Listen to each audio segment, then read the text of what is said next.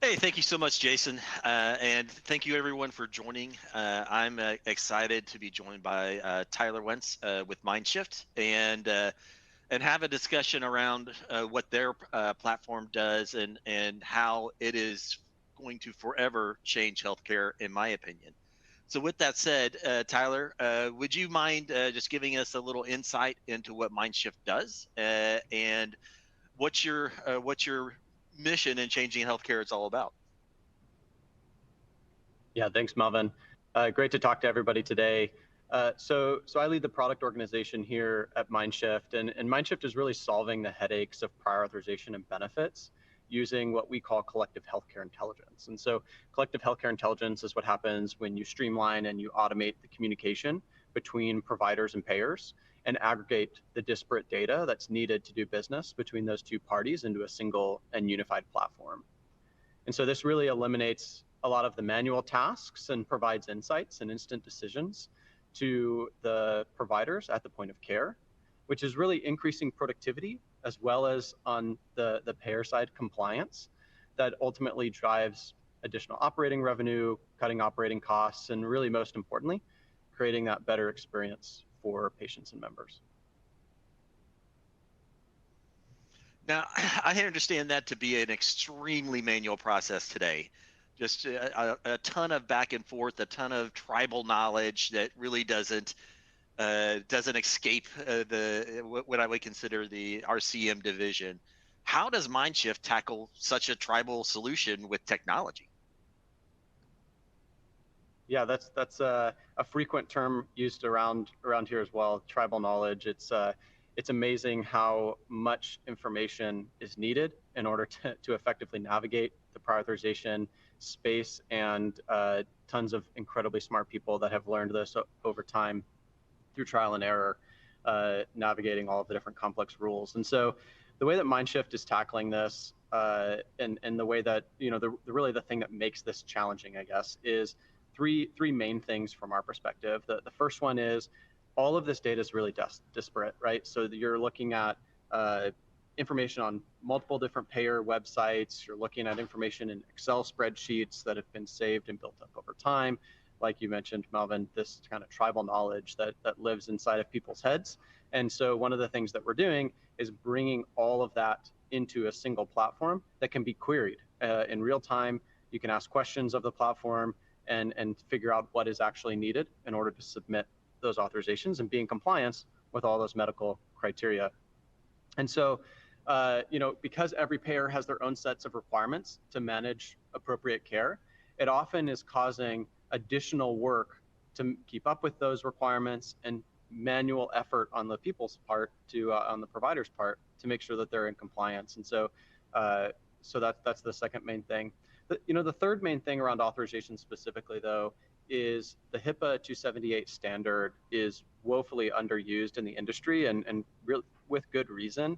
It's really not robust enough in today's environment to manage authorizations, like the complex data requirements for authorizations today. And so because all of these requirements, the data that's needed to identify if a procedure is clinically appropriate or if it is medically necessary, has gotten so much more complex over time that 278 transaction really is not robust enough and leads to additional manual work. And this is really a big problem that we're solving in the industry. Man, that was a great answer. And it actually brings up another question just off the top of my head, which is I see prior authorization. If I boiled it down, there are really two things about it. One is, do I have the right data?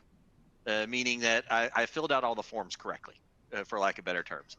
And the second part is, does that data, does the information that I provided actually meet the requirement, the minimum requirement associated with the procedure? How do you guys manage that? How do you tackle something that's so subjective? Yeah, yeah. This is one of the biggest challenges in healthcare today, is really figuring out how to interpret and how to then turn these complex rules that need somebody to interpret them into something that actually can be done by a computer. And so there's a combination of things that we do. UiPath is a part of our ecosystem here at Myndshft, as well as other homegrown technologies that we've built. The main three things that we're doing though to build this into a streamlined and automated approach to authorization. The first one is aggregating and managing all of those policies. And so we have natural language processing models that we're doing using UiPath to identify guidelines and identify changes in guidelines on published websites. We're looking at claims data. We're looking at published feeds of data from payers and pulling all of this information into a platform that we've built that brings all of this data into really a complex rules set that we can actually identify what is requiring auth and ultimately what is likely to be approved and denied, and then ultimately adjudicate that authorization for payers. And so we expose that through a set of 807 FHIR APIs. And so we have those APIs that are available to be integrated into clinical systems, EMRs, whatever patient management system is being used. We have a portal as well that's available, and we have quite a few providers that take advantage of that. But one of the things that we really have recently launched that we're really proud of is custom activities in the UiPath marketplace for all of these different parts of the process as well. And so because we have these APIs, you're actually able to now drag and drop things like checking for specific eligibility information for patients, identifying if authorization is required or not required, submitting prior authorizations, identifying what the likelihood of being approved or denied for an authorization is, all right inside of UiPath, literally drag and drop out of the marketplace in a custom activity. And that's really an exciting thing for us to launch that. And then, Melvin, on the last piece that we're working on is, and one of the things that we'll be talking about at HIMSS this year is our payer solution, which is automating the authorization review.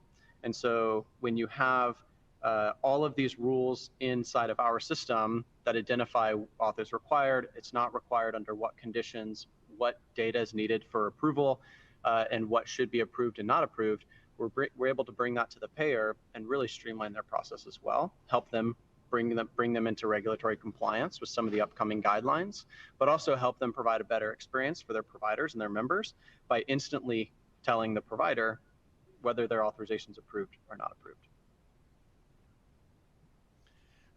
Just a follow-up on question, just because of what you mentioned there, I envision a patient walking into a room, essentially, and I'll use my own use case, which is had an X-ray on my knee. It was found to be inconclusive, and then I needed to have an MRI, and being able to have that completely done, auto-adjudicated, and I get the MRI before I leave.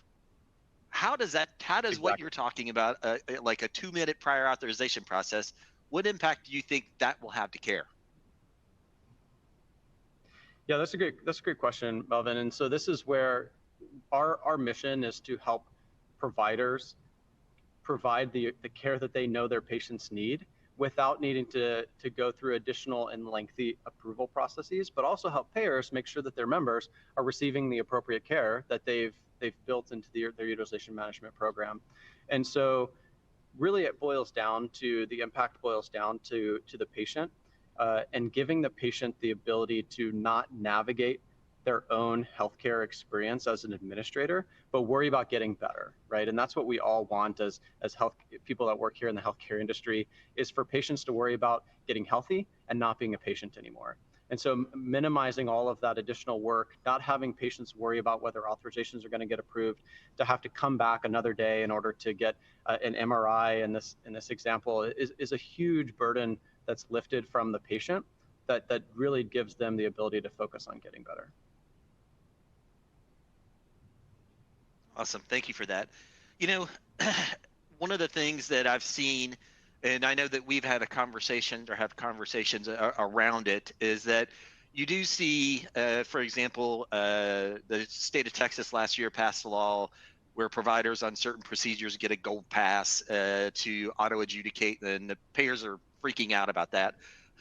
But and then there's also a lot of a lot of federal legislation, specifically around the Transparency Act and the Da Vinci Project, where do you see kind of in the next 5 years about what I would really call medical necessity?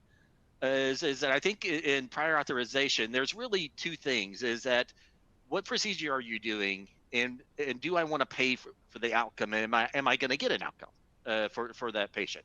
And I think that's Right. the core of why prior auth exists. I don't know. Where do you see kind of the next over the next 5 years how Myndshft will play a role in that? Yeah.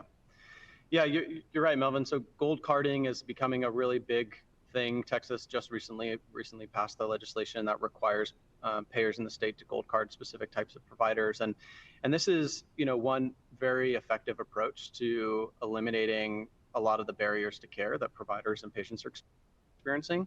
Myndshft's perspective is that gold carding is great in some scenarios. Our platform helps payers decide which provider should be gold carded and manages that process as well. But the other component is all of these utilization management programs, these medical necessity criteria, and these medical policies have been built over time based on tons of research that identify what is actually the most effective care for a patient. And so we really don't think that those need to be thrown out with don't throw that baby out with the bathwater here on these utilization management programs, but instead let's find a way that we can actually make these programs more effective. We can automate them, we can turn them into real-time reviews of the clinical data.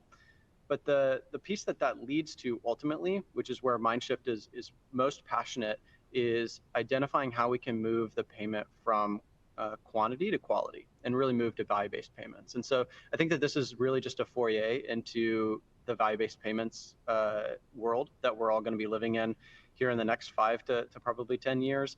And fee-for-service is not going away, but being able to have a platform like the Myndshft platform that's able to be in compliance with the Da Vinci project's authorization, PA support API guidelines, and to manage CQLs and do all of that stuff effectively is really going to be the same technology that helps drive us into this next model of healthcare reimbursements and value-based care. So it's really where we're headed, and really what we see as the future of healthcare payments. Authorization is a very, very needed pain point that needs solving today. That really gets us a stepping stone on the way there. Awesome. Well, thank you so much for being here today. We really, truly appreciate you coming in as everybody. Jason, back to you.